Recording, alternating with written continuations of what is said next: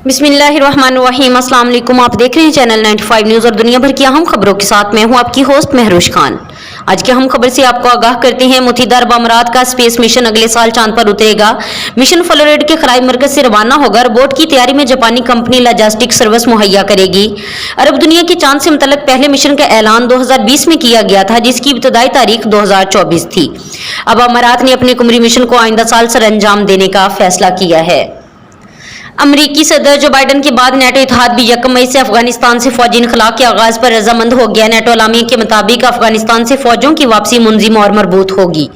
Brussels में NATO secretary general ने अमरीकी वजीर खारजा और वजीर दफा के हमरा प्रेस कॉन्फ्रेंस में कहा कि अफगानिस्तान से फौजी इनखला चंद माह में मुकम्मल हो जाएगा। इससे कबल अमरीका ने अफगानिस्तान से फौज निकालने की तारीख 5 माह बढ़ाई थी। अमरीकी सदर जो बाइडन ने कहा था कि 1 मई से इनखला शुरू होगा, जो रवां साल 11 सितंबर तक मुकम्मल कर लिया जाएगा।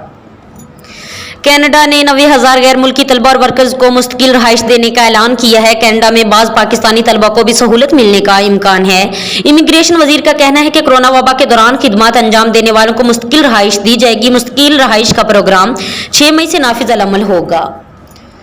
तुर्की में रमजानुल मुबारक में कोरोना के फैलाव को रोकने के लिए 2 हफ्ते की पाबंदियां लगा दी गई। गैर मुल्की मीडिया के मुताबिक होटलों में सिर्फ टेक अवे की इजाजत होगी, जबकि बेकर्स के औकात कार भी कम कर दिए गए हैं।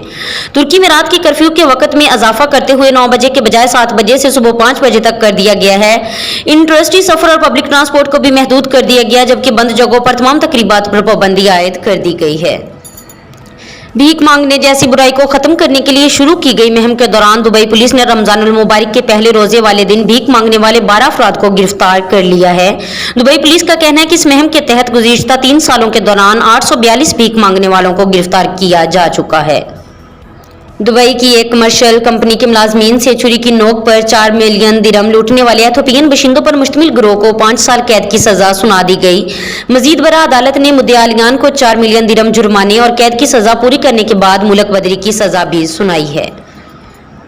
लास्ट में आपको आगाह करते हैं, नवाब शाह दुल्हन ने रवायती मुतालबात की बजाय 32 कैदियों की जमानत और 32 नफल की अदायगी ही में हक मेहर मांग लिया। दुल्हन की जानिब से ये शराइत रखी गई तो वकील और गवाह दुल्हा के पास पहुंचे तो दुल्हा ने फौरन ये शर्त कबूल कर ली। ये थी दुनिया भर की अहम खबरें। मजीद ऐसी खबरें सुनने और देखने के लिए हमारे चैनल को सब्सक्राइब करें, बेल आइकन को प्रेस करें ताकि जो भी नोटिफिकेशन हो सबसे पहले आप तक पहुंचे। खुदा हाफिज।